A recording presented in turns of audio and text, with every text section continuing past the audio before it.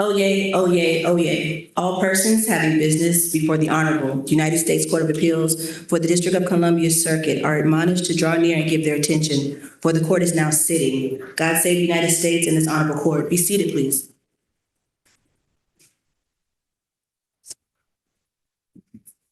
Case number 24-3162, United States of America versus Stephen Johnson, appellant. Ms. Forrest for the appellant, Mr. Nguyen for the appellant.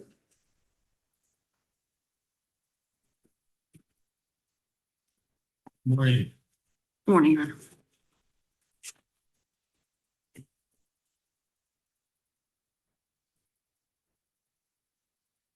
Honor. Good morning, Your Honors, and may it please the court. My name is Courtney Forrest. I represent the appellant, Stephen Johnson. I'd like to reserve 1 minute for rebuttal, please. In this case, the district court wrongly denied 2 of Mr. Johnson's motions to suppress that raised violations of his Fourth Amendment rights, the devices motion and the Google motion. If this court reverses either of those decisions, it must vacate Johnson's convictions and remand for a new trial. There are many issues that are discussed in the briefs, and I'm happy to answer any questions that you have today. But given my short amount of time, I'm going to focus primarily on 2 points. That would be the warrantless search of Mr. Johnson's phones and his laptop computers, and the good faith analysis with respect to the Google motion.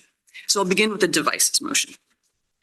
The devices motion arises from law enforcement's search of all of Mr. Johnson's cell phones and laptop computers. No warrant ever purported to authorize the search of those devices, and the government doesn't contend that any warrant exception applies. This is an exceptionally straightforward case of the police exceeding the scope of a warrant. You're talking about the residence warrant. Yes. What about Rule 41? So Rule 41, Your Honor, doesn't apply to this situation because the text of the rule is clear that it's a temporal limitation. Excuse me for a moment, if I could find that in my notes. Excuse me a moment. So E2B addresses the temporal limitation in section E2A1, which otherwise requires the execution of a warrant within 14 days. So the key language in section E2B is in the second sentence, which allows later review of a device consistent with the warrant. So if the warrant itself authorized the seizure could take place beyond the 14 days. If the warrant authorized a search, the search could take place beyond those 14 days. But here, the warrant did not authorize a search. So Rule 41 can't change the scope of a warrant, and it can't change the limits. I thought the warrant said that it offers law enforcement to obtain the necessary biometrics from Johnson for the purpose of attempting to unlock the device's security features in order to search the contents as authorized by this warrant. So that paragraph, Your Honor, which is in attachment B, which is describing property to be seized. That paragraph begins during execution of the search of the premises described in attachment A. And it concludes that the biometrics may be used for purposes of attempting to unlock the devices in order to search the contents as authorized by this warrant. So it's as authorized by this warrant that is the language that controls. The warrant does not otherwise authorize the search of the devices. Doesn't the warrant incorporate by reference attachment B? It does incorporate by reference attachment B. It does not incorporate by reference the application for the warrant. So the warrant has to be evaluated on its plain terms, including those of. So the warrant also says it specifies for any digital device, they can search or seize information, correspondence, records, and documents constituting evidence of the possible receipt, distribution, or production of child pornography. So that seems to also apply to the digital device and the information. Like they can seize that. So between attachment B and that language, I don't see why this warrant doesn't cover it. The difference, Your Honor, is because there is a difference between seizure of data and search of that data. So attachment B combined with attachment A, this warrant authorized 3 things. They could search the residence, they could seize the physical devices, and they could seize certain data. And how that was executed was as follows. So the first point, the search of the residence and the seizure of the physical. You're really slicing this so fine because then there's also the language about searching the contents as authorized by this warrant, which implies that the warrant is authorizing the search. But it is not, Your Honor. It just sounds very hyper-technical, what you're saying. Like it's not just sort of a common sense, plain reading of what this warrant says. I think what you're saying is plausible, but why is that the best reading of this warrant? The best reading of the warrant, Your Honor, is because if you look at attachment A, which lists property to be searched, It's a single page. This is JA0096. The only thing that was to be searched was the residence. You could seize the devices and you could seize certain data. And the way that the police seized certain data was one of two ways. They seized JA0096, Your Honor. So as I mentioned, the warrant authorized three things: the search of the residence, the seizure of the devices, and the seizure of the data. The data search was He executed. sees just the data without reviewing what is on the device. That's exactly what happened here, Your Honor. So once the devices That's were, an impossibility, though. it If is, you cannot review what is on the device, then you have no way of knowing whether you seize only the data that the warrant allowed you to seize and not other data that's on the device, right? well, that is exactly what happened. So what happened is the police seized all of the I data. know that's what happened. What I'm asking you is how do you possibly seize just the data that the warrant allowed without going through and looking at the contents of the device? That's my question. My question is not what happened here. I'm asking you about the possibility So the or warrant, impossibility. I understand Your Honor's question. The warrant authorized the seizure of certain broad categories of data. For example, all of the internet browser history, all communications, all text messages, all emails. The police could have, they did not, but they could have gone into the devices and imaged only that data if they had wanted to parse certain files, certain folders, and seize those categories. But once you start reviewing the data in the categories, what part of the internet history might be used in a prosecution? Which of all of the communications on the device could be incriminating? That is a search. That is what needs to be authorized by a search warrant. The problem with reading this warrant so broadly that you could seize any device and then you could search all of those devices, there's a number of problems with that, but I'll You focus still on haven't one. answered my question. How do you, if you're the officer, how does the officer determine whether he has or has not seized only the information that the warrant allowed him to seize without going through and looking at all the material on the device? How can that be done? Explain that to me. As a technical matter, and I'm not a technical expert, but as I understand Your Honor's question, I think it would be possible to go through and seize certain categories of data. So you could search. You have to look at all the data to do that. You wouldn't necessarily have to search the particulars of the data to do that. So for example, they could have gone into the phone and excluded his Uber app. They could have excluded his Starbucks app because that was clearly not within the types of data that was meant to be seized here. Are you proposing they do this as they're executing the warrant? I think what Rule 41B would allow is that type of parsing, the seizure of the data could happen later. Judge Randolph asked you a question. How are they supposed to do this when the warrant says they can seize child pornography, evidence, information? And how are they supposed to know that they're seizing the right thing without looking at what's on the phone? And you're saying, yeah, they can. And I'm just in terms of the practical logistics of executing a search warrant, are you proposing that they actually do what you're saying in order to answer Judge Randolph's question? It's one option. I don't think that will be done on the scene. I think that will be I done think in the that's lab. completely impractical. I mean, if you know what it's like to execute a search warrant, they just go in and take a bunch of stuff and they don't have time to sit there and start parsing and looking at things the way you're proposing. And I'm not proposing that they do it on scene. I'm not even proposing I they thought do you that. just said that was a possibility. I said that was a possibility to get at the issue that Judge Randolph was raising. What they did here is they took an image of the phones and they seized all the data, and we're not arguing that that was improper. Once they had taken the full image of the phone and seized all the data, including the data they were allowed to seize, it may have been overbroad. We're not challenging that under the practicalities and the necessities that police are facing. But what we're saying is once they start going through, they hand the images to a totally different government agent who then starts analyzing and invading the privacy interests in the phone, not just the property interests on the seizure. That's why this exceeded the scope of the warrant. I'd like to briefly move on to good faith, if I could, Your Honor. So the good faith relates to the Google motion. The district court ruled that the private search doctrine likely wouldn't apply to Detective Sullivan's review of the cybertip files, but ruled that the evidence was admissible under the good faith doctrine. And that's where the district court erred. So that's where I want to start my focus.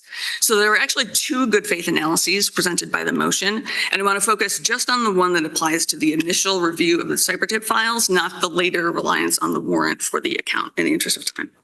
So Herring instructs that when police exhibit recurring or systemic negligence, the deterrent value of the exclusionary rule is strong and outweighs the cost. And this is precisely the type of case that Herring was anticipating, because the conduct here was recurring. It happened in every case that Sullivan received where he received cybertip files. The record is clear that's hundreds of tips every year. And there was no objectively reasonable basis for him to believe that was lawful, because in all other cases where the Supreme Court has found police action objectively reasonable, there was a specific, unambiguous authority. Here's my question for you. It seems to me that a combination of the independent source doctrine under Murray and the good faith doctrine that we're talking about seems to save that search, because that officer made a mistake, thought it was okay to look at these things. But when an AUSA told him, you need to go get a warrant, and this warrant has to be, the basis for it has to be independent of what you looked at. He did that, which is very much on all fours with Murray. He went and got an independent source, I guess, search warrant approved ability to look at that information. And the twist that makes this a little bit different from Murray is that the magistrate judge says, you don't need a warrant, because the magistrate judge believed that it fell within the private search doctrine. It seems to me that he can rely in good faith on what the magistrate judge thinks. The magistrate judge found there is probable cause, but I'm not going to sign a warrant because the magistrate judge didn't want a proliferation of warrants that he thought were unnecessary. But why can't the officer rely on what the magistrate judge tells him is correct and then proceed to look at this without a warrant because the magistrate judge said it was okay, and rely on Murray for the fact that that's an independent source for the ability to look at that information? Okay, I see I'm out of time. May I respond to your question? Yes. So in this case, the government has abandoned its reliance on the independent source doctrine. We can affirm on any basis that's in I understand. And the reason that it doesn't apply here is that the independent source doctrine only applies when the seeking of the warrant is truly independent of the initial constitutional violation. So here, it's clear that Detective Sullivan would not have gone to the magistrate judge to seek a warrant had he not already reviewed the files, drafted a warrant application that included information from those files, then gone to the That's not how the prosecutor. independent source doctrine works. It just has to be that the search is based on an independent basis, which is the warrant. I mean, it's not, the reason they go and get the independent source is not part of the analysis. As long as the search is based on an independent Fourth Amendment approved source, then that information is not suppressed.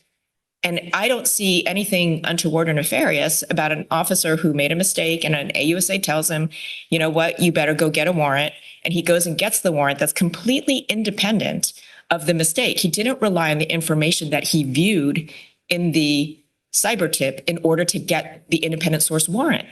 That seems to me on all fours with Murray. The only twist is that the magistrate judge didn't just give him the warrant. The magistrate judge had its reasons for not doing so, but did find there was probable cause and told him you can go ahead and search. I don't see why that doesn't solve this whole issue.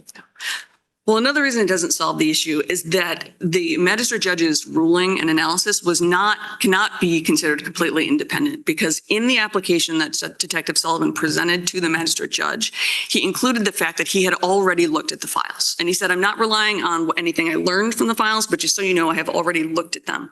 So whether that consciously factored into the magistrate judge's decision or not, he knew that the officer had already looked at the files, had seen enough that he was then coming to him to get a warrant because he wanted to further investigate. And that is Your not. answer was going to be the district court didn't think that that's why way Murray worked. That if in any way his review of the videos prompted him to get a warrant, then it fell outside the scope of Murray, which is the way that lots of courts of appeals have interpreted Murray. Not just that, oh, you used information that wasn't tainted and you got a warrant and that's the end of the story.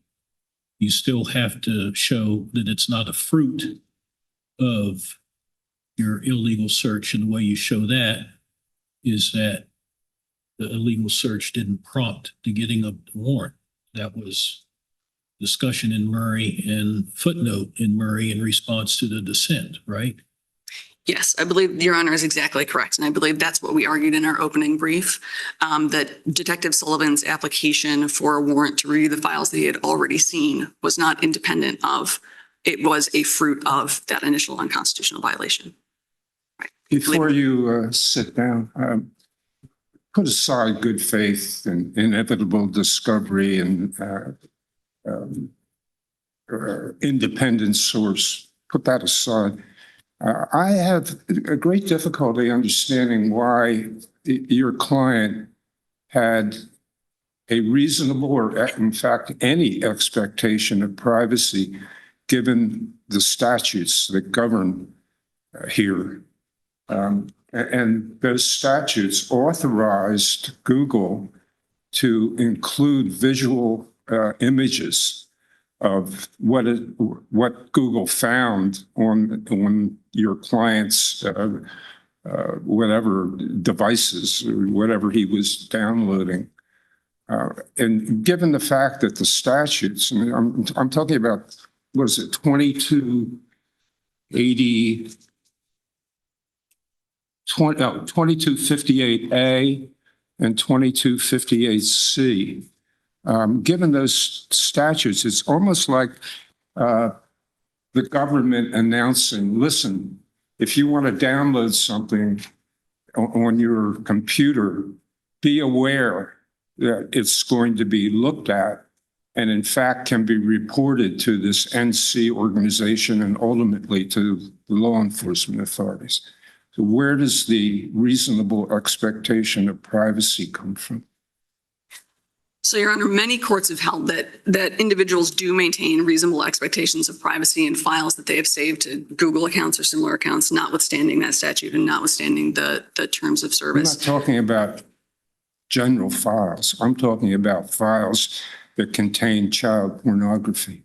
Certainly. But you have no reasonable expectation that you're going to keep that to yourself when the statutes authorize its disclosure. There is certainly an expectation that a private actor, Google, may scan and review those files, which is what happened here. But what happened is no human at Google looked at the actual file that was in Mr. Johnson's account. So what we had was an algorithmic match, a hash match that produced a list of numbers and letters and file names. It looks like, don't have it here, but it's just a PDF. It's just text. And so what the private search doctrine says is that you still have a reasonable expectation of privacy in anything that exceeds the scope of a private actor's search. So what the court has to do is compare the scope of what Google did to the scope of what Detective Sullivan did. The scope of what Google did is it produced a PDF document that said this matches this hash and it has this file name. So if you picture a document of text, this is the actual report. It looks like this. And then if you put that on one half of your screen and on the other half of your screen, you open a video. That video shows people, it shows children, it shows adults, it shows sex acts, it shows a place. Though, aren't you missing a step?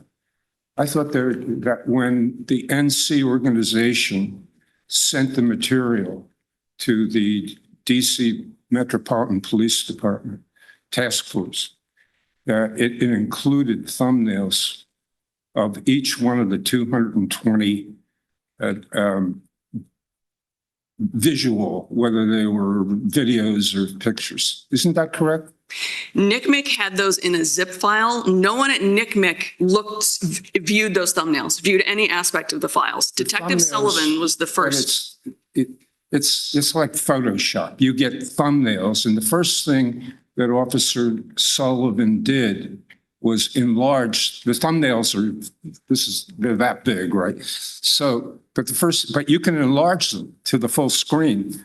And his testimony was that's exactly what he did. He enlarged them. The only question we have is whether if he clicked on it, before he clicked on it, he had to get a warrant. That's the question, isn't it? I think even viewing the thumbnails, enlarging the thumbnails is exceeding the scope of the private search. No one at Google looked at those thumbnails. Enlarging the thumbnails exceeds the scope. I don't understand that at all. It reveals facts of significance. There is a virtual certainty by looking at an image, you are going to learn facts of significance. That's the standard from Jacobson. That it exceeds the scope of the private search. And here, that's exactly why Detective Sullivan was doing it, If he because just, instead of clicking or instead of enlarging it, he got a magnifying glass and looked at it, he'd have to get a warrant to do that? I believe so, yes. Oh, Because any image is going to exceed the scope. Yeah. Okay. Can I ask you another question about the independent source doctrine? I understand you to be saying that it's a fruit of him looking at the cyber tip, even if he goes and gets a warrant. But why isn't the AUSA that told him to get the warrant an independent source? Because that's not based on what's in the cyber tip. Like, in order for any law enforcement officer to proceed with a prosecution, they have to go to the AUSA, and they have to even if they want to get a warrant, they have to go to an AUSA. Officer goes to AUSA and says, got a cyber tip, want to proceed with whatever the investigation is going to be. AUSA says, you need a warrant. He goes and he gets a warrant. That's not based on what's in the cyber tip. Well, I think we have to distinguish between the cyber tip being the text file that says this is a match and this is the file name, and actually opening the videos. So if he had only looked at based on my question is, what if it's not based on opening videos? He's got to go to the AUSA no matter what. If he wants to do anything, and the AUSA says to open that, go get a warrant, and he goes and does so. That's not a fruit of what's in the contents of the cyber tip. That's my question. Is it? That is correct. And if he had done that, if he had just said, we have some Google hash matches, I don't know exactly what it means. I don't know exactly how they're matching. I haven't looked at the files. Should I go get a warrant? I think that would be an entirely different case. But I'm saying him going to the AUSA is not necessarily based on what's in the cyber tip. So I understand that factually it didn't happen the way you said, which would have been ideal. But given that he has to go to the AUSA no matter what, and the AUSA says get a warrant, and he goes and gets a warrant, is that a fruit of the contents? Because what's unlawful in your view is the contents of the cyber tip being a part of the scenario. And is it really a part of the scenario if he's got to go to the AUSA anyway? The AUSA said, go get a warrant. He went and got a warrant. That seems to me consistent with your view of the independent source theory to make this an independent source. The AUSA is the independent source. The AUSA is not an independent source when he has presented the AUSA with the contents of the videos. So the first time he went to the AUSA, he had already looked at the videos. He had drafted a warrant application that described in graphic detail those videos. So even the AUSA then saying you need to go get a warrant, that was tainted by the contents of the files. If he had just said we have a match and I haven't looked at anything, we have a very different case. Okay. Thank you.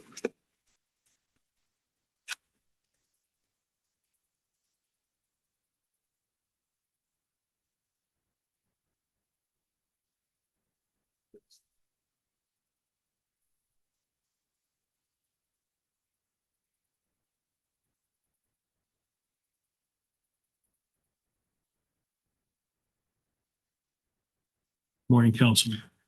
Good morning, Your Honors, and may it please the court. Connor Wynn for the United States. This court has many paths to affirm Mr. Johnson's convictions and sentence, but I intend to talk about the topics that opposing counsel has raised here unless the court has questions about any of the other matters in this case.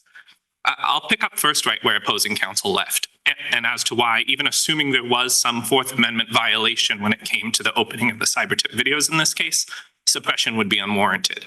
Now, the government has raised three reasons that is so. Two variations of the good faith exception and then an inevitable discovery exception in this case. And Judge Pan, because you were asking opposing counsel about the independent source exception, I'd like to start by clarifying why we think the inevitable discovery exception is the better way to conceptualize the argument against suppression here. And that's because, to get to what Judge Wilkins was talking about in Murray, the Supreme Court suggested that the decision to seek a warrant for in order for the independent source exception to apply needed to be independent of what was seen during the potential Fourth Amendment violation. Based on the evidentiary record here during the evidentiary hearing, it appears that Detective Sullivan may not have actually proceeded to seek a warrant if he had not, in fact, opened the contents of the cyber tip videos. But isn't that on all fours with the facts in Murray? Because they wouldn't have sought a warrant if they hadn't looked at the marijuana. So they did. From my understanding of Murray is that they were, in fact, seeking a warrant in parallel to when the officers first entered the warehouse in Murray. There was a separate process. I don't think so. That's not accurate. Maybe I'm thinking of another case. Well, Your Honor, at the very least in Murray, the Supreme Court does have that line that if the contents of what we're seeing during the Fourth Amendment violation prompted the seeking of the warrant, that might be enough to render the independent source exception inapplicable. Even in Murray, there was a serious question about whether it was an independent source. And one of the problems with the analysis that Justice Scalia, with all due respect, went through is if the police entered that warehouse and there was nothing in it, it was completely bare, they wouldn't have gone and gotten a warrant because that would have been a waste of time. And so to say that it was totally independent, or, what they saw was totally independent of their seeking a warrant is pretty much of a big stretch. And you notice that the case was remanded for a determination. And I can tell you what happened on remand. On remand, the district judge suppressed all the evidence, and Mr. Murray and Mr. Carter were set free as a result of that. And I know that because I argued Murray in the Supreme Court. So. Then I'll take your word for it, Your Honor. Now, whether one wants to think about it as independent source or not, I mean, that language that is in the Murray decision potentially counsels against applying it in that way here. And it's not necessary to do so given the government's good faith arguments and inevitable discovery and the inevitable discovery argument. But just so that we're clear, is the government contending that so long as the warrant application that went before Magistrate Judge Faruqi made out probable cause and didn't include any information within the declaration, et cetera, that came from viewing the videos, that's the only question that we have to answer with respect to whether that warrant is a fruit of viewing the videos? In other words, is the government continuing arguing that you don't have to do some sort of attenuation analysis, either attenuation or inevitable discovery or independent source? All that matters is that there was probable cause and they sought a warrant. So to be clear, I think one way to go about that would be an inevitable discovery argument, which is in essence that even if Detective Sullivan had not opened the cyber tip, had needed a warrant to open the cyber tip videos, he would have secured such a warrant given Google's hash match reporting, the thumbnails that he saw in plain view, which revealed CSAM. He could tell what was in these files even without opening them. So if he in fact needed a warrant, I think there's every indication here based in the record to conclude that he would have gone to the prosecutor to seek a warrant. They would have then ended up in front of Judge Faruqi, and then this case likely would have proceeded exactly as it had. That's not how And wouldn't it, if you suppress here because of a violation on the theory that counsel for the defendant proposed, wouldn't you only suppress the 4 files that he opened? That's exactly and correct. not the 216 that remained? That's exactly correct, Your Honor. You would suppress those 4 files and any fruits of those files that weren't otherwise covered by an exception to the exclusionary rule. Specifically, the one that we raise in our, one of the ones we raise in our brief that I think covers this point very well is the second version of the good faith exception that applies here. The one based on where the government has disclosed an alleged antecedent Fourth Amendment violation to a magistrate judge, and the magistrate judge then issues warrants as the government goes to continue its investigation. Then anything discovered through those warrants isn't suppressible under the good faith exception. And this court's decisions in both Burnett and Thornton cover that very well. I think it's notable that Mr. Johnson in his reply brief, he tries to take Burnett on. I'm not sure that that's persuasive. In fact, I don't think that it is, but he doesn't even mention Thornton. And that's because Thornton is squarely on all fours with the theory that I'm proposing here, where there was arguably an alleged antecedent Fourth Amendment violation disclosed to the judge that issued warrants that secured the evidence that then proved critical to the convictions at trial. And this court affirmed, saying that the Leon good faith exception forbade suppression in that instance. I don't see how that is meaningfully different from here. Let me ask you, Detective Sullivan testified at the suppression hearing, and on direct, he testified that if he looks at the thumbnail and it looks like it has CSAM, child sex abuse material, he opens the file and reviews it. Right.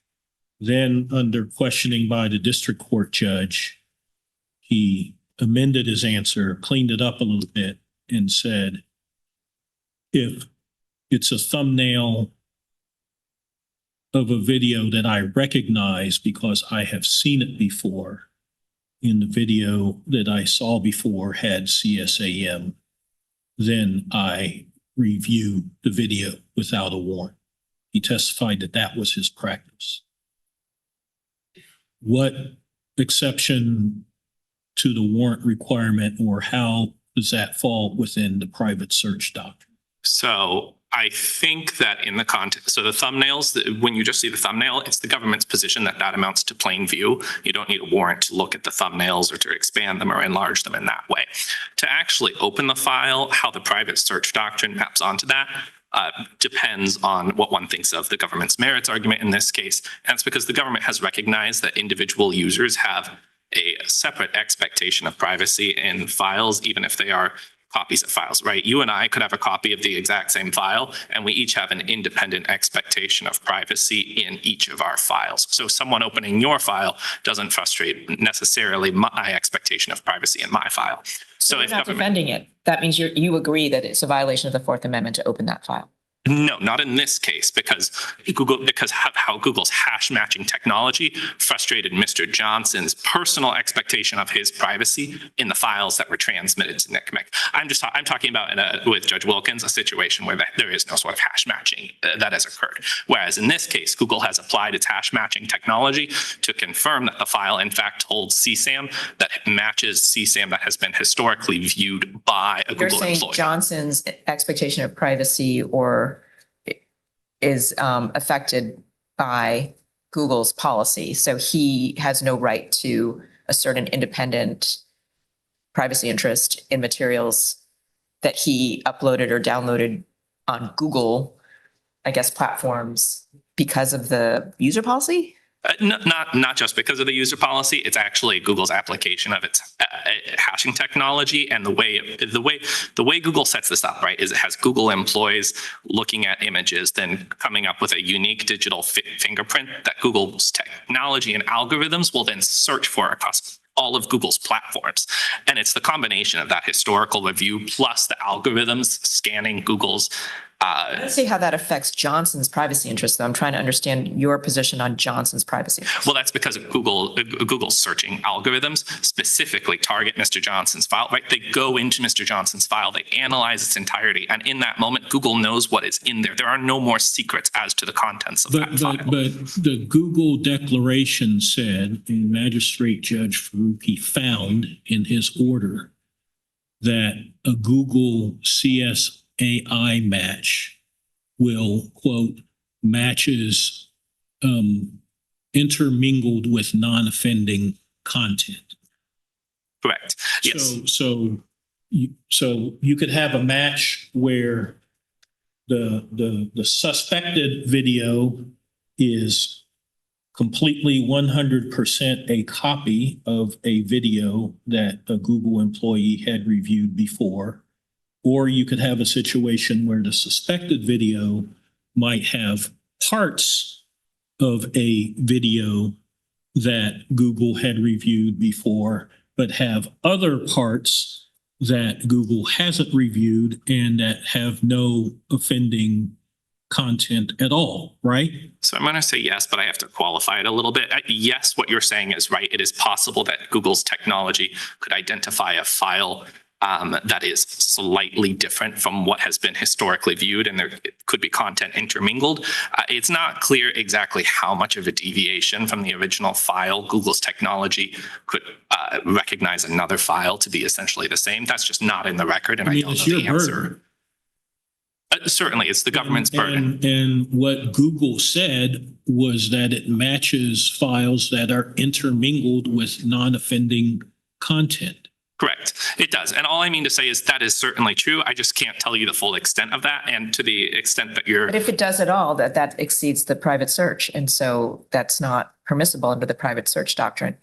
There are, I guess, 4 different other circuits that have looked at this type of scenario, and none of them would permit a search like this without a warrant, where there's not an exact match between the Google fingerprint and what was uploaded or downloaded. None of them. If it's imprecise, it doesn't fit the private search doctrine. And that's why we have to look at good faith and independent source and all these other things, right? So a couple of points on that. First, I am going to agree with you. None of the other circuits have addressed perceptual hash matching like we have here. Those other 4 cases are focused on hard hash matching. So that is true. Now, as to whether the other circuits would have come out differently on the particular variation of the technology here, I think that's uncertain, and I would. That's neither here nor there. There's no authority for what you're proposing, that you can look at this without a warrant. There's no legal authority for it. You're asking for something new. It seems not to be consistent with the private search doctrine, which says that what the government does cannot exceed the scope of the private search. If Google's private search only dealt with very precise fingerprinting stuff that their staff has looked at and put into a database, and Mr. Johnson's files that were presented in the cyber tip go beyond that. And if Officer Sullivan looked at anything beyond what was in that little fingerprint, then you cannot rely on the private search doctrine. So then we have to look at good faith, independent source, inevitable discovery, whatever it is. But private source doesn't help you, right? Judge Pan, I think that depends on how one understands the opinion in Jacobson. And this court has no precedent on the private search doctrine. Prior to this case, this is likely to be the first case to really grapple with the meaning of Jacobson. I'm not sure that the private search doctrine actually functions in that way. And what I think that really comes down to is how this court interprets the Supreme Court's language in Jacobson as to whether officers are going to learn anything new of significance when replicating the search by the private actor. Here, the government would submit that whatever they were going to find in this file, it was nothing new of significance. They knew that the file, based on Google's digital fingerprint technology— There could have been more that wasn't in the fingerprint technology. I think that's true, just as in Jacobson. It was. But then how can you say that we know that they're not going to learn anything new? So we're not saying with absolute certainty, right? Remember, Jacobson is focused on virtual certainty, which is something different than absolute certainty. Even Jacobson acknowledged in its private search analysis. But I'm trying to tell you, there's no certainty at all, because we have no idea what's in this file. The fingerprint could be like 6 seconds long, and the file could be like 2 hours. There could be lots more CSAM in there. There could be more CSAM, but I don't know how you could possibly say that this is okay under Jacobson.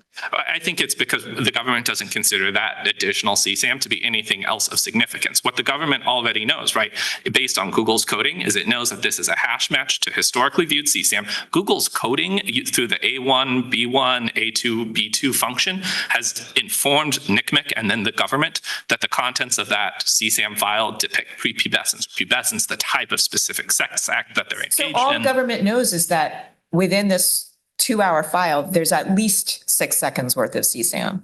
And so you're saying they can look at the whole file Because we know for sure it contains 6 seconds of CSAM? I think the First Circuit, so not in the context of hash matching specifically, but the First Circuit's decision in DeAndrea suggests that Can you just answer my question? Is that the government's position? yes. Yes, you think that just because they know that there's 6 seconds of CSAM based on their fingerprint hash matching technology, the government can, consistent with the private search doctrine, look at the entire 2 hours. So That's your position? so Yes or no? yes, with a qualification. With the qualification of the government isn't informed that there's just a 6-second clip of Sam and a 2-hour video. That's not how the reporting from Google to the government works. And a reasonable police officer in this situation. How does it work? So Google reports that, sends over the file, says that this file is CSAM. They code it appropriately. They send over the file names. That's what we know. CSAM means that it contains CSAM, but only the fingerprints that Google has in its database. That's correct. Yes. That is what Google tells the And government. for each of these 4 files, Google told the government that it had not reviewed these 4 files.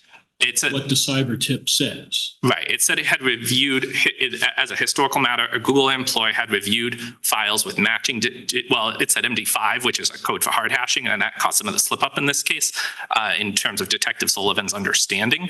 But Google said that historically it had reviewed files that had hard hash matches to these files, even though it turns out Google was using perceptual hashing But technology. Google was very clear that it had not reviewed Johnson's files that were on the Google Drive that they had appended to the cyber tip report.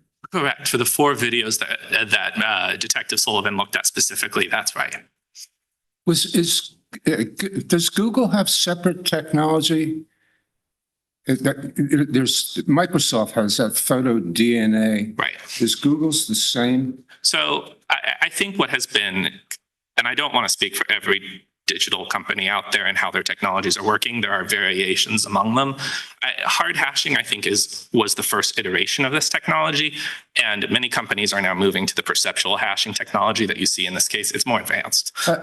Do you have the appendix with you? I did, yes, on my laptop back at council table, not up On here. your laptop. Yes. There's a part of Officer Sullivan's testimony that I find confusing, and I'll just read it to you. This is before Judge Nichols. Certainly.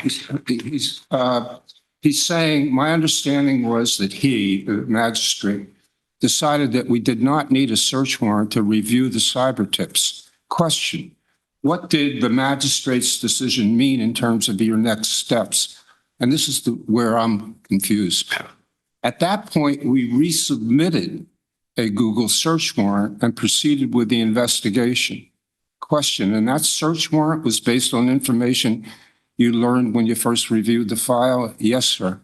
Right. But a Google search warrant So- after the magistrate said you don't need one? So there were separate warrants. So the magistrate said that no warrant was needed to see the video files that were transmitted from NCMEC to law enforcement. Once the magistrate judge issued that ruling, the government then went and sought a warrant for Mr. Johnson's Google account. So it's targeting something different. Oh, That's the what that Google was referencing. account. The Google account. That's what that testimony is Okay. referencing. Got it. Okay.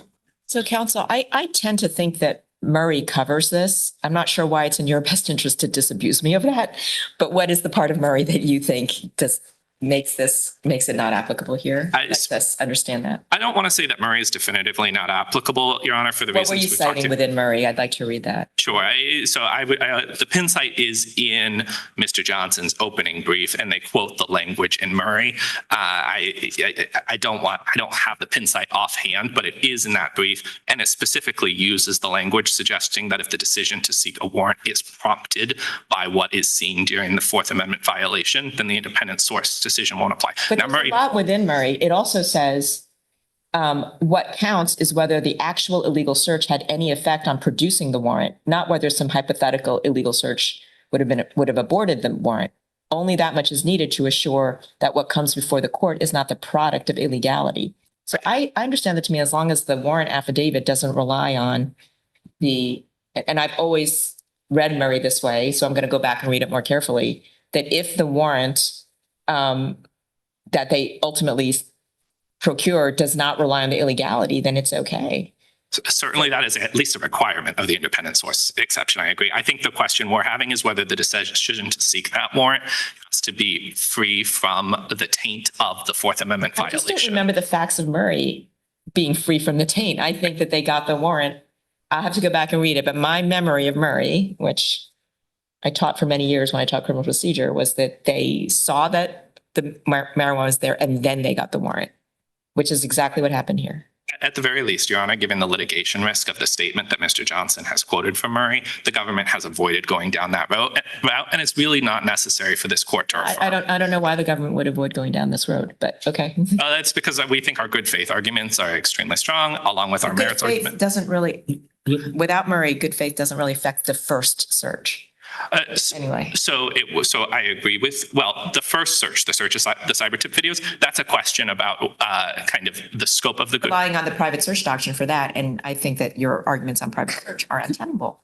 Well, they might ultimately prove to be wrong, Your Honor, but at the time that Detective Sullivan looked at the cyber tip videos, 2 circuit courts have suggested that searches of the kind he understood himself to be engaged in were legal. Those searches dealt with exact matches. They did not deal with what he was doing. That's right. But there was no case law to support what he was doing. So I agree with you, but he had an understanding, and you can see this in his testimony before Judge Nichols, based on how Google reported this. What authority do you have that allows an officer to rely on the good faith doctrine based on case law that does not govern what he's doing, but because he thought it did? Can you name any case that says that? I would look to Herring, where the Supreme Court says the purpose of the exclusionary rule That's the purpose of the exclusionary rule, but the cases that talk about good faith relying on prior existing law talk about either binding precedent of the circuit, which he did not have at all, or of the Supreme Court, or at least case law that's on point. There was no case law on point. And you're saying that we should say an officer who makes a legal mistake, he's not a lawyer, but really genuinely believed it was true, is entitled to the good faith exception? I think that there is no case that says that. An officer's good faith legal mistake is not a basis for applying the doctrine. I mean, I do think that is the logic of Herring when it comes. That's the logic, but give me a case.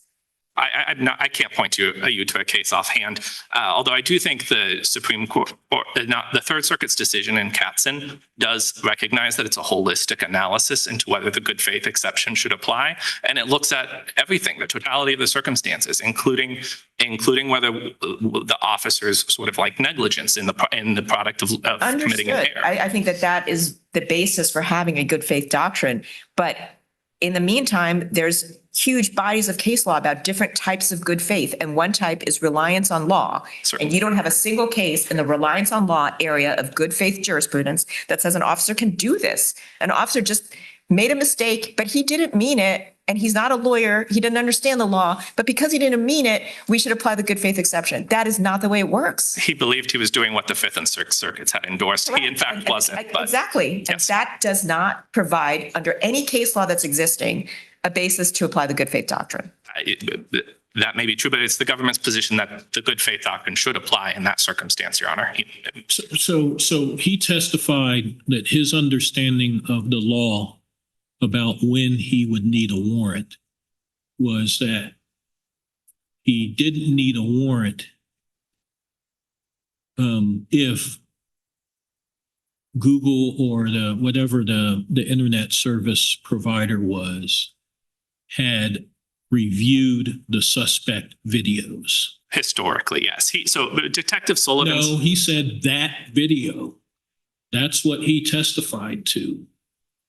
Your Honor, I think my understanding is that his practice aligned with what the Sixth Circuit validated in Miller, which was when he understood Google to be reporting that it had historically viewed an exact copy of the file that it then transmitted to NCMEC, that he was allowed to look at that without a warrant. Okay, so let's say we give him that he understood that that's what Miller held and that he was trying to follow Miller.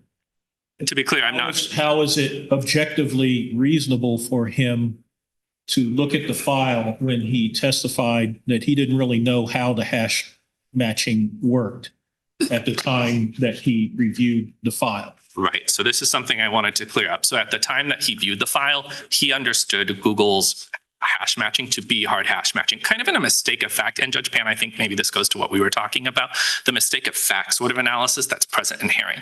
He understood it to be hard hash matching. His understanding then changed when he went to the prosecutor to seek the Google warrant. The prosecutor at that point said, I'm not actually sure Google's technology works the way you think it's working.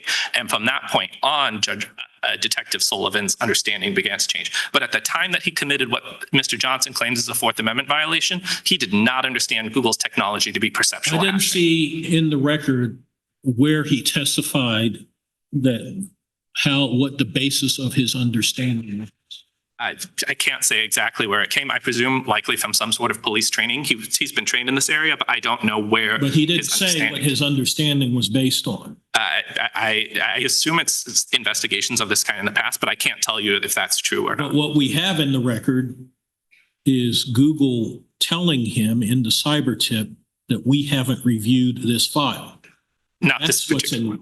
That's what's in the record. Right. And then we have in the record, in a finding by the magistrate judge, Google saying that the way that our matching works, you can have a match and it can be intermingled with non-offending material. Right. And at the hearing, he testified that he didn't, before viewing the video, consult with anyone about what to do. He didn't talk to anyone at NCMEC. He didn't talk to anyone at Google. He didn't talk to any AUSA. He just looked at it. And the icing on the cake was that some of the four that he looked at because he thought that he had seen them before, previously. And he thought that it's okay for him to look at a file without a warrant if he thinks it's the same file that he has reviewed in some other investigation previously, which I don't see matching with any precedent anywhere. So how do I take all of that and say what he did was objectively reasonable, which is essentially the touchstone of good faith? So I agree with everything you said up until the very last point. I don't understand Detective Sullivan to say that he believes he could open and view files just because he'd seen similar files in the past. He said sometimes he recognized. Let me read you what he said. Certainly. The first time, this is at JA 555, he said,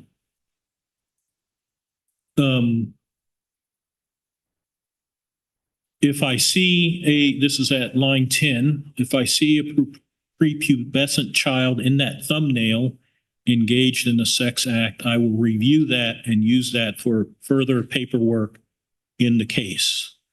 And then that was on direct. And then he's asked the question directly by the court. And he says,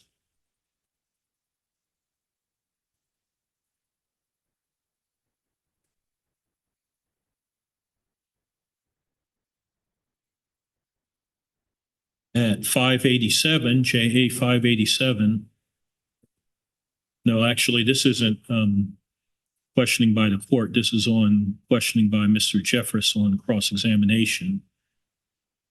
He's asked a question. It was a little unclear on direct. Do you just look at thumbnails or do you look at the actual videos themselves? Answer. So files, as I review, if I see a file that I might recognize that's known child sex abuse material to me, I will watch that file to confirm that and likely use that in my future applications for search warrants. So he said that, but I would also direct your honor's attention to JA 598, where he confirms to the district court that he views any of the files he receives NCMEC only on the understanding that someone at Google has historically viewed those files. So I'm not disagreeing with that language. I'm just saying that when it's read in the context of everything else that was said at the evidentiary hearing about Detective Sullivan's belief, it's not that he viewed files that he thought no one at Google had ever looked at before. And that's what matters for the private search doctrine. But that's not to take issue with the fact that he said that. It's just to say that the analysis requires more.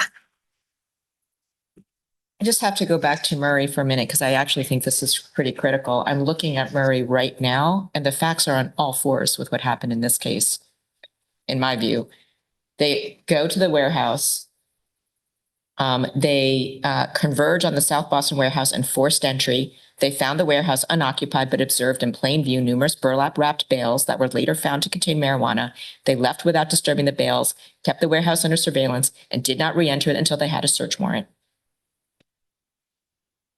Yes, Your What Honor. they saw prompted them to get the search warrant, and yet the inevitable discovery, the independent source doctrine applied. Your Honor, without having Murray before me, I'm hesitant. I just read it to you. Those are the facts. Assuming those are the entirety of the facts, then I agree with you. Those are the entirety of the facts. So independent source would cover this. It seems like it would, although I'm nervous about the Supreme Court's language there, and I would. Well, I'm really shocked that you're not better prepared to address this. I mean, this is the primary Supreme Court case on independent source, and you abandoned the independent source argument in your brief, and you didn't read the case and see that it was on all fours with this case? Your Honor, I certainly read the case. Okay. I certainly read the case, and when I was briefing this, I thought that the government had better arguments to win the day, specifically at the very least on the antecedent good faith issue that the First Circuit in Bain and the Second Circuit in Ganias have recognized, and that this court did in Thornton and Burnett. But if Murray's on all fours, I'm not sure how that helps you anyway, because the court didn't find independent source. Certainly. It remanded. And then now we hear from counsel who argued Murray that on remand, the district court found no independent source and suppressed. So if the facts here are on all fours with the facts on Murray, I don't see how that advances your argument. I mean, again, Independent source works here. Again, I would like to read Murray carefully and if this court would like, I'm happy to submit a 28J letter further on the point. But the fact that there was a remand and then suppression, I think maybe suggests that the language that Mr. Johnson has cited. I can rely on the fact that there's a remand and suppression. I just read this case to suggest that these facts support an independent source finding, and then they remanded to confirm the facts. But isn't the Supreme Court holding that under these facts, there can be an independent source application? It certainly suggested that it was possible. Yes, I mean, it held that it was possible. Suggested is wrong. It held that it could potentially apply. I thought that's how Supreme Court precedents worked. They look at the facts, they say these facts support a legal conclusion. The legal conclusion is the independent source doctrine would apply. Send it back. I didn't know that we could look at what happened on remand. I don't know that we would have known that if we didn't have Judge Randolph here to tell us. Your Honor, I don't want to shoot I don't want to fight anymore on Murray. If this court thinks that Murray governs, the government obviously supports affirming on that alternative ground. And if I made an error in that judgment, my apologies to the court. So on good faith, Davis was a case where there was undisputed precedent that the officer relied on. There was binding precedent. Binding precedent. Yes. And Justice Sotomayor said in her concurrence, that's not to say that you necessarily get good faith where the precedent is unsettled. Right. The question was left open. And I haven't run this to ground, but the Seventh and Ninth Circuits have said that if the precedent is unsettled, you don't get good faith. That is correct. Yes. Other circuits have said, well, if the precedent is unsettled, as long as there's no precedent that goes against the position that the police officer took, we'll still give them the benefit of the good faith exception. And one of those cases was the Second Circuit's decision in Mayer. Right. That's correct. But I think the Third Circuit, and I can't remember. Matson. Yes. Another circuit has ruled similarly. What is the government's position about what the test should be that we should apply if we use good faith? So I think the way Katzen approaches this is correct. Katzen takes a holistic view of all the facts of the case and the status of the legal landscape at the time of the alleged Fourth Amendment violation, and then based on a holistic analysis, asks whether or not the officer was acting in good faith and in the non-culpable way that Herring and Davis focus on. I think that's the right way to conceptualize the good faith exception when there's no binding precedent, as there was in Davis. Now, what that means is that, I don't think it's necessarily the case that facts of each case will differ. The legal landscape will change over time, as this case demonstrates quite well. At the time that Detective Sullivan viewed the cyber tip videos, the Sixth and the Fifth Circuit had affirmed that hard hashing was appropriate. Now the Second and Ninth disagree. So legal landscapes can change, the facts of the cases can change, what the officer might know can change, and that totality of the circumstances milieu could change. But that's the analysis that I think a court needs to engage in. So Miller said what you're calling hard hash matching works, but they Yes. said that's based on the assumption that the match is an exact replica of the predicate video. That's right. And they said that Miller hadn't challenged that factual premise, and it was his burden, and so he loses. Wilson, the Ninth Circuit, and other courts have said that Miller got the burden backwards because the burden's on the government, not on the defendant. Correct. But let's put all of that aside and just say that, he was entitled to rely on Miller. When there's nothing in the record about what his understanding was based on. And Google has told him that they haven't looked at the file. And Google tells the court that their matching isn't exact matching. And he didn't undertake any investigation to understand how the matching worked. And he testifies that he didn't really have a clear understanding of how the matching worked. If those are all of the facts, give me your best argument about why that's a good faith application of following Miller.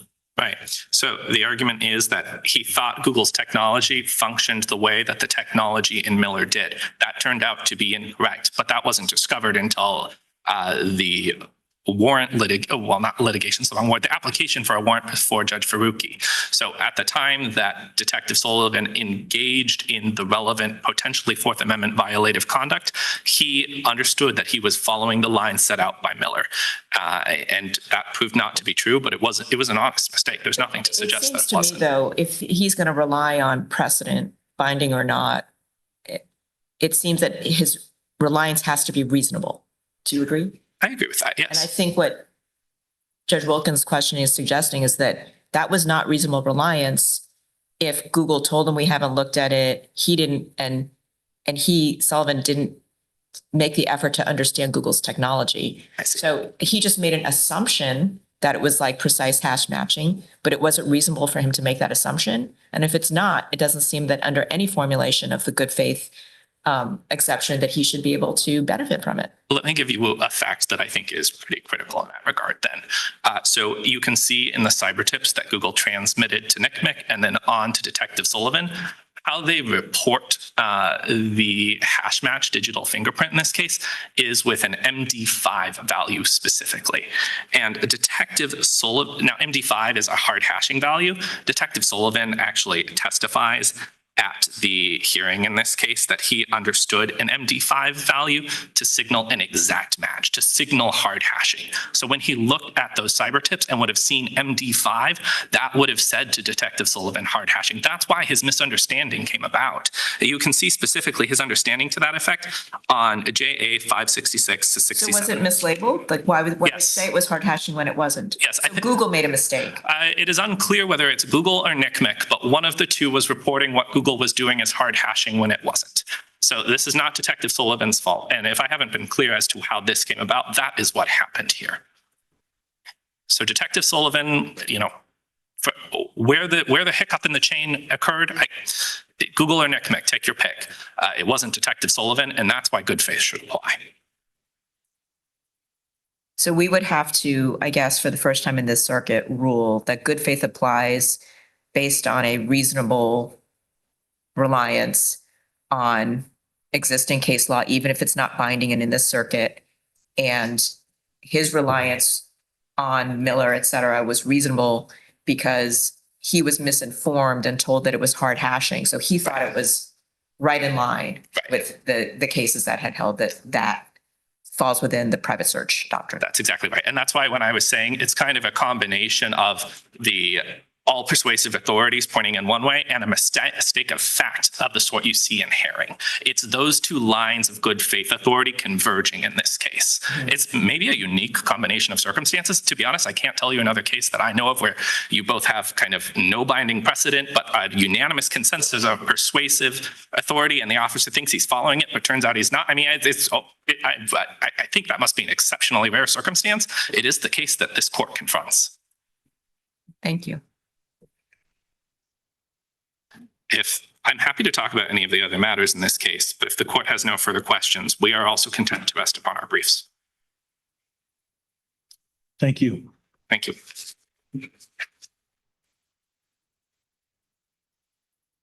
Counsel, I think you were out of time, but we'll give you 3 minutes for rebuttal. Thank you very much, Your Honor. I'd like to hit 2 points quickly, and I'll start with what you were discussing at the end of your discussion with the government. And it's really the deterrence factor of the exclusionary rule here as whether good faith should apply in this circumstance. And so the case we have presented here is, what are police required to do when their actions are not explicitly authorized by any binding precedent, and it's not clear whether a warrantless search would violate the Fourth Amendment? There's been a lot of arguments here about whether private search applies or doesn't. At the very least, it was certainly unclear at the time. And as the Ninth Circuit said in Holmes, we're looking at circumstances where a search is only plausibly permissible. So if you allow good faith to apply here, police will be incentivized to take risks with people's constitutional rights. They can search first and they can let the courts sort it out later, because they know that even if their actions are later found to be unconstitutional, as long as this is the first time that ruling has happened, they still get the benefit of the evidence that they've collected. But if you refuse to extend good faith here, there will be real legal deterrence. Really work in this factual scenario, because if this officer believed that the law allows this, even if it wasn't binding and in this jurisdiction, and he was misled to believe that this case was exactly on all fours with the existing law at the time, and there was no contrary law at that time, like, are we deterring him from doing anything we don't want him to do? He thinks he's following the law. He's mistaken, but that wasn't his fault because somebody misinformed him and said that this was hard hashing. Well, I think here what we have to say is that then police cannot rely on non-binding precedent because, and the reason is for exactly what we saw here, like there may be mistakes of fact. We want to incentivize police where there is no binding precedent. The only binding precedent really was Jacobson, and that's unclear as to how it applies to this situation. We want to incentivize law enforcement to seek a warrant, because then you get the benefit of all the analysis Judge Faruqi did. It's the best result for society overall, because police know where the clear line is. They know what they are expected to do. And it also provides maximum protection for constitutional rights. I also want to move to, we've been focusing all on the first good faith analysis with respect to the view of the cybertip files. And I want to touch briefly on the second good faith analysis. So assuming the court concludes that there was no good faith that applied to the view of the cybertip files, the larger question then, because that would require suppression of those 4 files, but the Google motion sought suppression of everything that was recovered from Mr. Johnson's Google account, because the description of those files was used in the warrant for the Google account. And so the question is whether when you have a warrant where the probable cause is supported only by tainted evidence. So the government concedes that if you take out the descriptions of those files, the warrant for the Google account no longer has probable cause. This court has not addressed that particular scenario yet as to how good faith applies in that circumstance. There are 5 circuit courts that have ruled that good faith does not apply to that warrant if good faith doesn't apply to the underlying constitutional violation. It is. It's in our reply brief. We cited to the Ninth Circuit case in Atkins, which is from 2019. It's in the reply brief. I don't have the page citation for you. I can submit that afterwards. But what the Ninth Circuit has said, and many courts of appeals have followed this logic, is look at the original police misconduct. If that is excused by good faith or some other exception, you can then rely in good faith on the later warrant, even if there's a finding that that was tainted. But if that underlying violation is not excused and it remains tainted, you then must exclude everything after that as fruits of that unconstitutional violation. So things that were collected pursuant to the warrant for Mr. Johnson's Google account would have to be suppressed as fruits of that initial illegal conduct. At a couple points on Thornton. So the reason that Thornton doesn't control here is precisely the point I just made. So in Thornton, the underlying alleged constitutional violation was a search of trash bag. And the court found that it was perfectly reasonable for police to assume that no one had an expectation of privacy in their trash. So in that case, good faith would have applied to the underlying alleged misconduct, and therefore the warrant could be relied upon. And then just one small point, and I don't want to go down the Murray rabbit hole again, but one significant distinction between Murray in this case is that when they applied for the warrant in Murray, they did not disclose that they had already gone into the warehouse and viewed things, where they did disclose that to Judge Faruqi here. It's not entirely So independent. it's better to withhold pertinent information than not. I'm not sure that that's what. It does illustrate, and we've cited the language in Murray in our opening brief on pages 25 and 26, that for independent source to apply, it has to be completely independent in all Would have been a ways. violation of 10b-5 of the Securities and Exchange Act for a material omission when they put an affidavit in and say they have probable cause, when in fact they know it's even more than probable cause. We're certain, search first and get the warrant later. Yeah. I don't know that we want to have an opinion that says it's better for the police not to give pertinent information in a warrant affidavit. Is that what you're asking for? No, I'm not asking for an opinion that instructs police to do that, but I think if we go But back it's not to the implication of what you're saying, that it's okay to withhold the pertinent information that would make it all okay. But It was just a if you're honest, then we suppress you. I don't. it was think just that a that's- distinction that I wanted to point out between this case and Murray. So the court is, Thank you. No The questions. case Thank is you. submitted. thank you.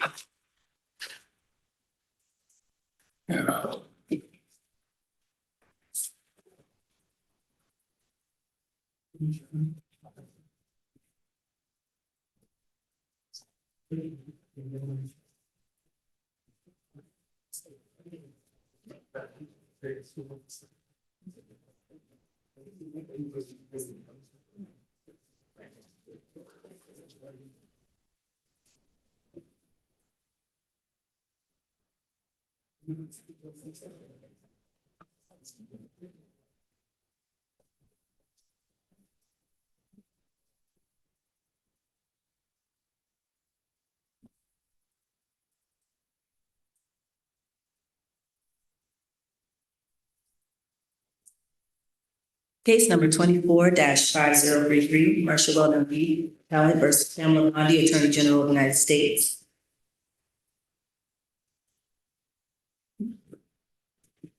Ms. Yee for the appellant and Ms. Tan for the appellate. Good morning, Ms. Yee. Good morning. I come before the court today to ask it to correct the mistakes of the district court. For example, the district court declined to apply the binding precedent set out by this court in Chambers, which changed the adverse action standard for discrimination claims. Instead, the court continued to apply the objectively tangible harm standard to those claims, and not only that, ignored certain allegations in its analysis. In addition, I asked the court to clarify not only to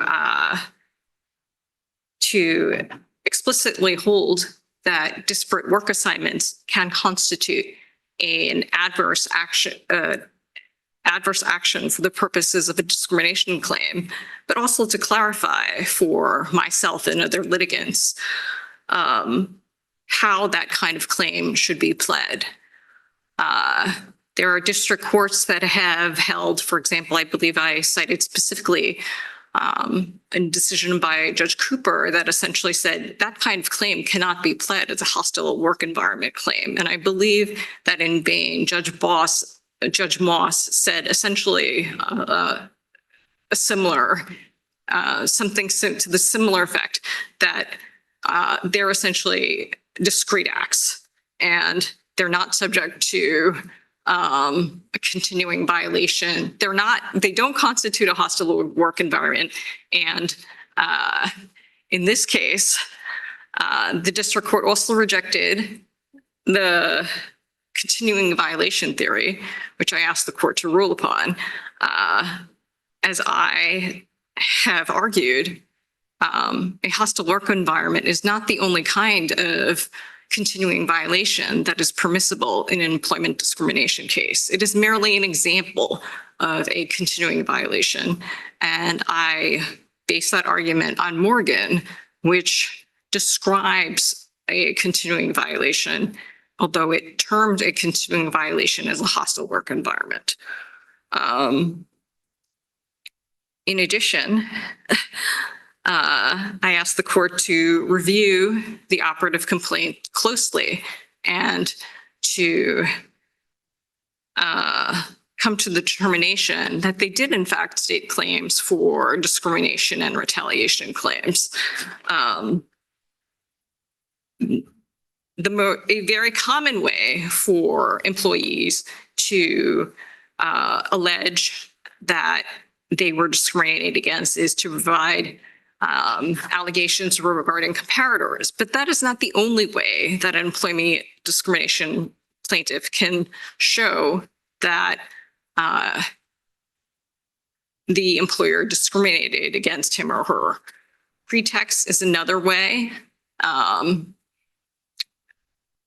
Ms. Yee, what's your best evidence that the allegedly adverse employment actions were motivated by animus or discrimination?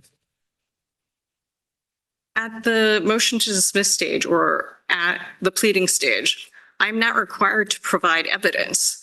I'm merely required to provide. What are your allegations?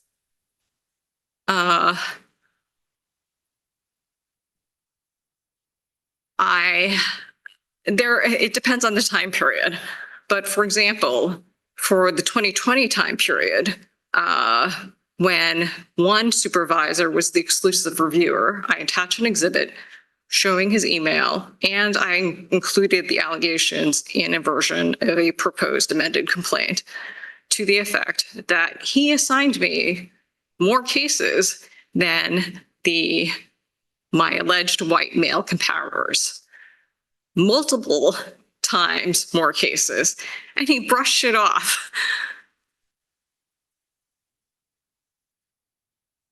It off. And are you alleging that it's because you're a woman or because, like, what's your allegation? It's because I'm a woman, because I'm Asian, and because I am over the age of 40. Those comparators at that point in time had a same number of years of experience, at least as an AUSA, handling these kinds of cases. And some of them were over 40, right? The one who was over 40 had left by that point. I'm not entirely certain of their ages in 2020 as opposed to in 2026. So. And some of the ones who got fewer assignments had less experience than you, right? Three of them.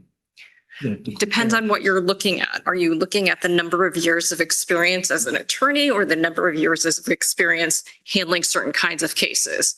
I did not have previous experience handling certain kinds of cases, which I laid out in a paragraph, which the district court seemed to have overlooked. I did not handle any federal employment discrimination cases. I had not previously handled any APA cases. And had not previously handled CMS or FOIA cases. These are the kinds of cases that others already had experience handling from previously being in AUSA in another district, that's Cohen, or previously practicing in this district that I know of, Walker. There were two other alleged comparators that I know less about in terms of their previous experience, but I'm aware that they previously practiced in this district. I guess what I'm trying to drive at is if your allegations of discrimination, they have to be plausible. And just saying, well, I'm a woman and they're not, so that must be discrimination, or I'm over 40 and they're not, must be discrimination. I'm Asian and they're not, must be discrimination. I don't think that we've ever held that just alleging that your race or gender or age is different than comparators is enough to get you over the Iqbal-Twombly line, have we? Well, I'm relying on, I may be mispronouncing it, Swireritz, specifically in terms of there are certain things that at the pleading stage is different from the summary judgment phase or the trial phase. My burden is much lighter at the pleading stage. To withstand a motion to dismiss, I don't have to provide all the details that the district judge claimed that I needed to provide. I don't need to provide the number of cases or the types of cases that they had. Her focus was on everything that was wrong instead of seeing I provided a comparator who had more experience than I did as an attorney, as an AUSA. I provided examples of attorneys who were younger than me, who by that point in time had at least the same experience handling cases. I mean, I think the basic premise would be that if an attorney comes in with a certain amount of experience, that he or she will always have to do more work than someone who came in with less experience. I guess the other premise, and this is the other thing that the district court said in the ruling, is that all cases aren't created equal, right? And so if all you have is a bare allegation that I had 10 cases and my colleagues had 7 cases, that could mean that you have more work than they do, but it could mean that you don't, because those 7 cases collectively, or even one of them, could be some huge burden dog of a case that if you put it all together, there isn't really kind of disparate work. And so I guess, like, not really knowing that or not having any specific allegations about that, how is a district court to judge whether it's like plausible that there is really kind of an adverse action or an inference of discrimination? Well, the email did provide, which I incorporated into a version of a proposed complaint, did provide specific allegations and Which proposed complaint are you talking about? You're talking about the third amended complaint? I mean, what's before us are the original complaint and the first amended complaint. And I don't think that an appeal was properly before us on whether you should have been able to amend further.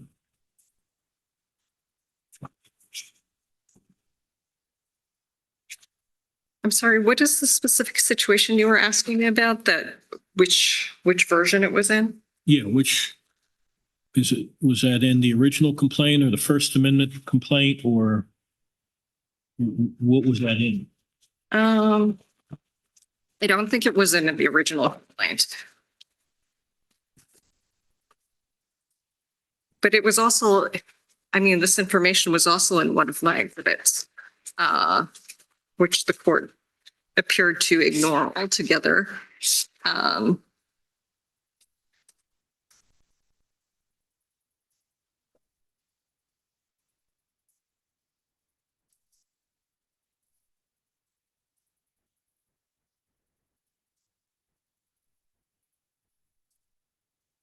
Let me see if I can find it in the third proposed complaint. It might be in the second one as well, but I didn't include that one.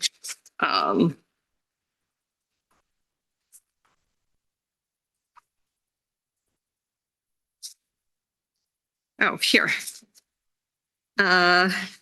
So on appendix 122 to 123, in paragraphs 53 and 54, sets out more specific information about the number of cases that were assigned to me during the specific period, during certain specific periods. Oh, it's 54 specifically that I was talking about. Oh, no, 54 is part of that period, but paragraph 62 on A125 is the paragraph I was referring to where I said that Van Horn sent me an email admitting he assigned more new cases to me, including more employment discrimination cases, more FOIA cases, and more immigration cases than he assigned to the 3 alleged comparators. Okay. I believe that's all in the proposed third amended complaint. It was also What you're citing from A20, A121 and 23 and 25. I'm not sure whether I included it in the second proposed amended complaint, and I don't have it in front of me. Okay. But I also did provide this information to the court as part of the original briefing. I believe I attached it to the reply. Maybe it was combined reply. I don't remember the titles at this point of these various documents, but I did have an exhibit. I did have an exhibit which attached the email where Van Horn admitted the information that's set out in paragraph 62. All right. So there are different periods at issue. I think the district court focused mainly on the allegations about the cases that were assigned on day 1 to me versus 2 of the alleged comparators. Since we started on the same day, he had a choice of 3 attorneys or AUSAs to assign this work to. And somehow he managed to assign, from what I could tell, cases from other white men. And if it is his belief that white men are the stronger attorneys, then I was getting the harder cases. And I believe I also added specific or tried to add specific allegations about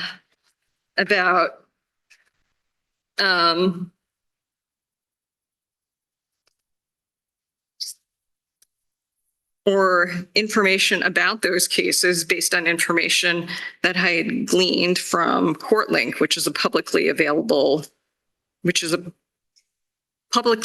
information. I don't know when cases were assigned based on the information at CourtLink, but you would expect that over time, the numbers would even out. Perhaps if a supervisor is assigning 6 employment discrimination cases at a time, you wouldn't necessarily expect each AUSA in, say, a division that has around 38 line attorneys, or no, it was much lower. I think it was around 20 line attorneys would each get a case at that time. But over the course of a year or 2 years, you should expect the numbers to even out. Okay. You're over time. If you want to take 30 seconds or so to wrap up, or Don't know if there's any other points you didn't get to that you want to make. I'll give you 30 seconds. Actually, there were- Those. Okay, thank you. There were many points that I wanted to get to that I didn't actually make. But I also want to say that it is a question of law or a mistake of law for the district court to have held that I could not post complaint, amend or supplement the complaint, and that I had completed the OSC process. Putting aside for now whether exhaustion is actually required, that is a judge created. This court created that obligation. It is not set out in statute. So that dismissal, any dismissal of such a claim based on exhaustion has to be done under Rule 12b-6, not Rule 12b-1.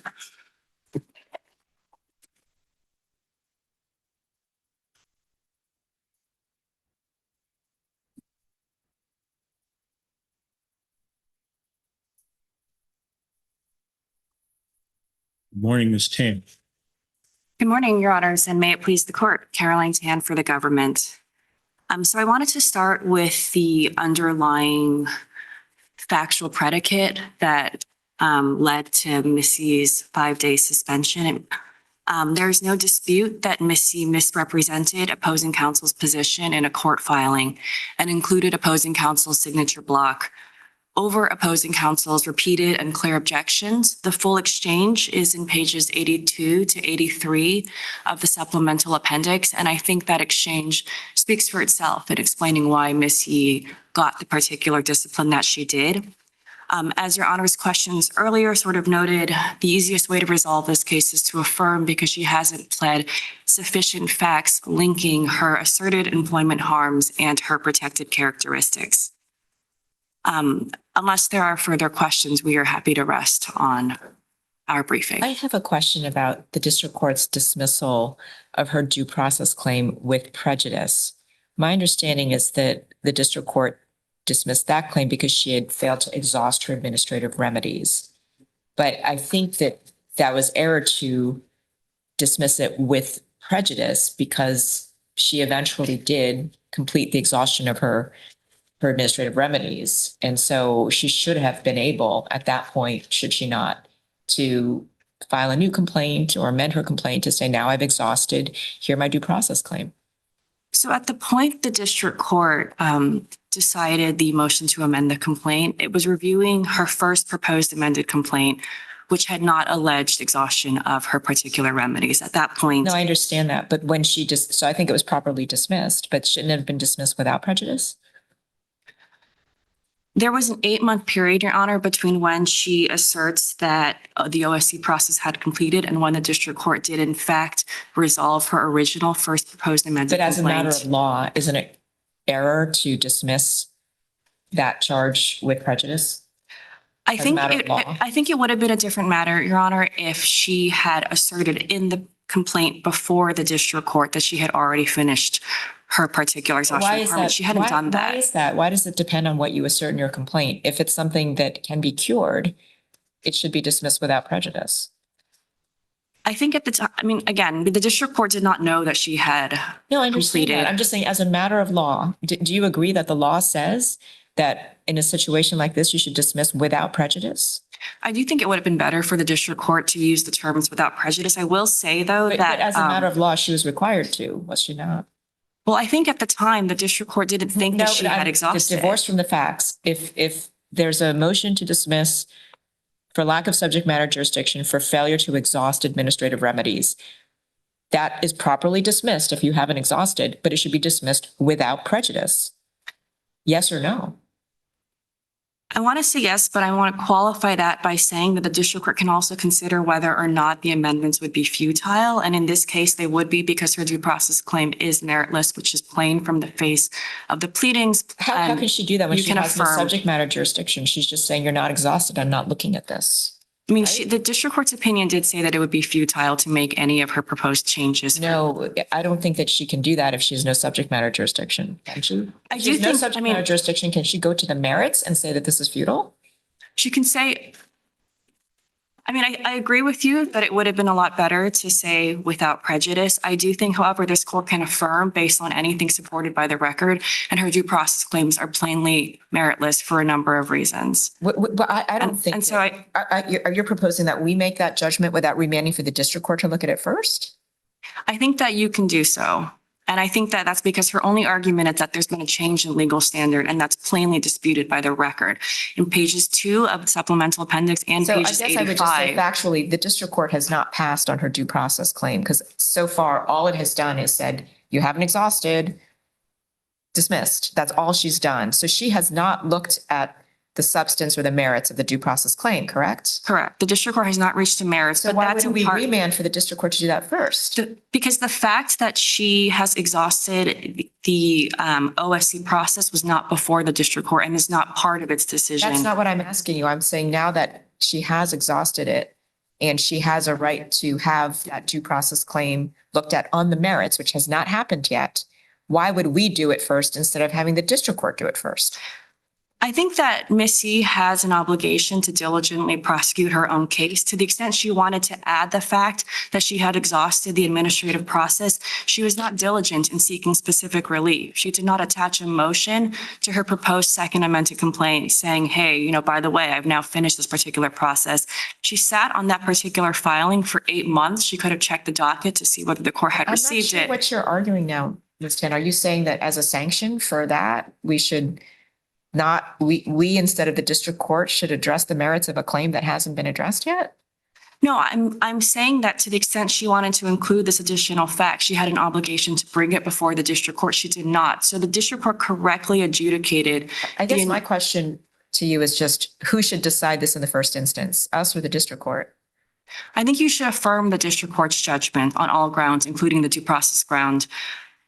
In part because you can't affirm the judgment on any ground supported by the record. And you can look, her only argument about due I guess my only question is process. just as a procedural matter, if there's a matter that has not yet been addressed on the merits at all, under what circumstances should the Court of Appeals decide that without letting the district court decide it first? Because we review judgments of the district court and the district court hasn't rendered a judgment on the merits of this claim.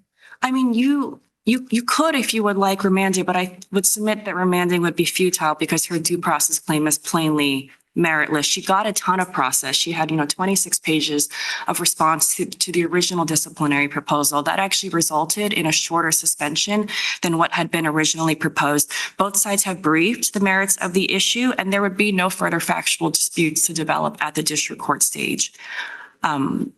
We have everything we need at this point. Her only argument about due process is that the relevant decision makers changed the standard between the original proposed recommendation and the ultimately imposed recommendation.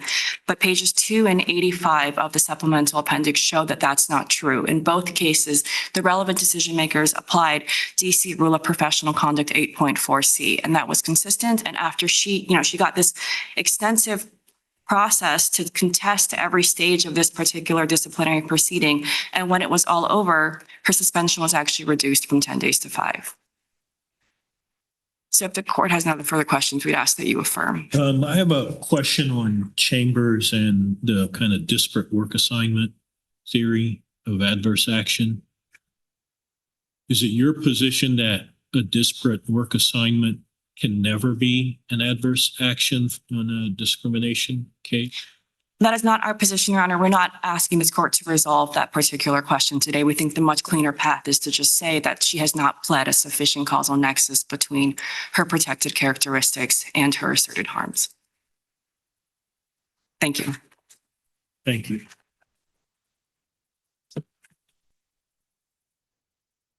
Right.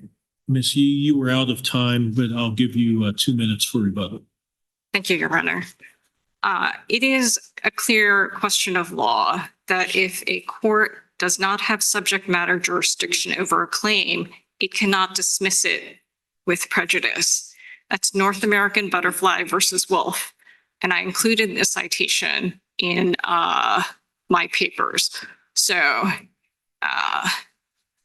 the court, who had at least 10 years of experience as a federal district judge at the time this case landed on her desk, knew or should have known that she could not dismiss a case or a claim specifically with prejudice where she concluded that she didn't have subject matter jurisdiction.